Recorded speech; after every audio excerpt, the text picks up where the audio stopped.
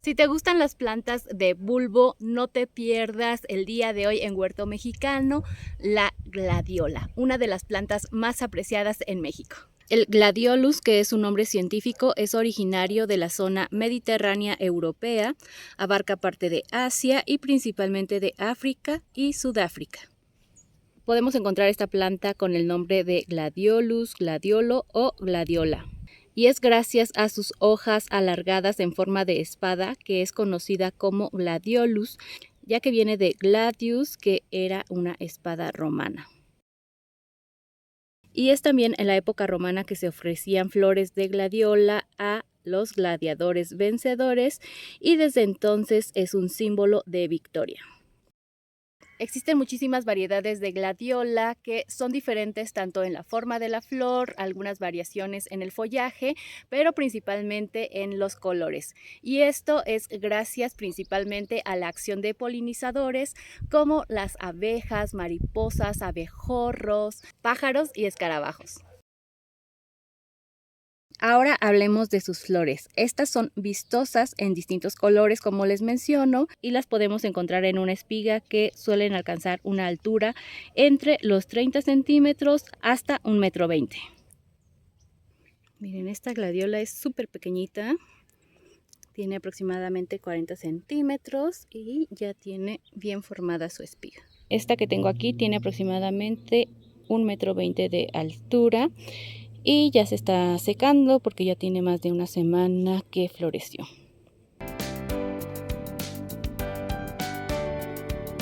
Para disfrutar de gladiolas en casa tenemos dos métodos de reproducción. El primero es por semilla y el segundo, y que es el más común, es por el bulbo. Así que veamos cómo sembrarlos. Los bulbos son redondos con una cresta en la parte de abajo donde se desarrollarán las raíces.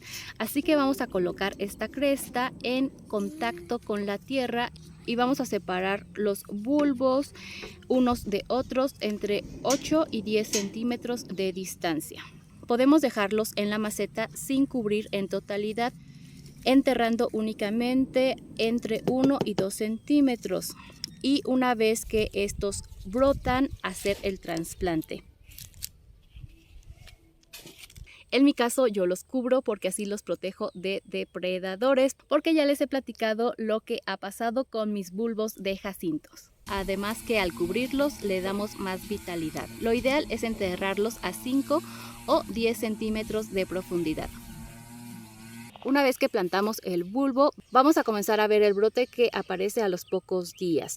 Y entre la cuarta y la octava semana vamos a poder ver que la planta ya ha generado su tercera y su cuarta hoja. Esto es un indicativo de madurez de la planta y que está próxima a florecer. Y en el centro de estas 4 hojas vamos a poder ver cómo brota la espiga, en donde encontraremos las flores. Y aquí está formándose ya la espiga de nuestra planta. Así podemos disfrutar de su floración entre los 60 y los 90 días una vez que hayamos sembrado nuestro bulbo. ¿Cuándo es el momento ideal para sembrar? Debemos hacerlo durante la primavera, si es que queremos disfrutar de sus flores durante el verano. Vamos a poder ayudar a nuestras gladiolas conservando los bulbos durante el invierno o incluso los podemos dejar bajo tierra. Pero estas plantas de aquí tienen años y cada año florecen y se reproducen prácticamente solas. La floración de esta planta se da durante el verano y algunas veces la podemos encontrar hasta el otoño. Si queremos disfrutar de más tiempo de esta planta, podemos hacer una siembra escalonada, es decir, que una vez que termina la última helada, sembramos nuestros primeros bulbos, a las 2 semanas sembramos otros más y a las siguientes 2 semanas sembramos nuevamente. Así hasta que terminemos con ellos y de esta manera podremos disfrutar de las flores de gladiolas por más tiempo. Esta flor dura aproximadamente 2 semanas una vez que florece. Dependiendo de la variedad de gladiolas y de las condiciones, podemos tener una floración al año o incluso hay algunas que florecen un poco más. Dependiendo de la maduración del bulbo, puede ser que nuestra planta dé flor en el primer periodo, una vez que se ha sembrado, o incluso hasta el siguiente año.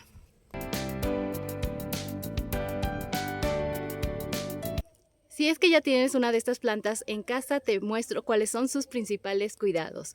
Y comenzamos número 1 con el sol, ya que esta planta requiere de una máxima exposición solar. Estas plantas florecen cuando hay bastante sol, así que si tienes una planta que no haya florecido, es bastante probable que le falte sol. Obviamente puede deberse a otros factores como el riego y la falta de nutrientes, pero sin lugar a dudas el sol es uno de los factores principales que favorece la floración de esta planta, ya que requiere por lo menos 8 horas de sol y en algunos casos mucho más. Cuidado número 2, el riego y la humedad. Esta planta requiere de un riego abundante desde la primavera y principalmente durante el verano, ya que es en esta estación cuando florece. Si estamos en zonas con altas precipitaciones, no será necesario regar a diario, pero si te encuentras en un lugar donde no llueva tanto, es aconsejable que riegues tus plantas diario o al menos cada tercer día. Cuidado número 3, el clima y la temperatura. Esta planta se va a dar principalmente en climas templados, en temperaturas entre los 25 a los 10 grados centígrados. Suele resistir bajas temperaturas en invierno, pero sobre todo esto es cuando la planta ha perdido el follaje y el bulbo está bajo tierra.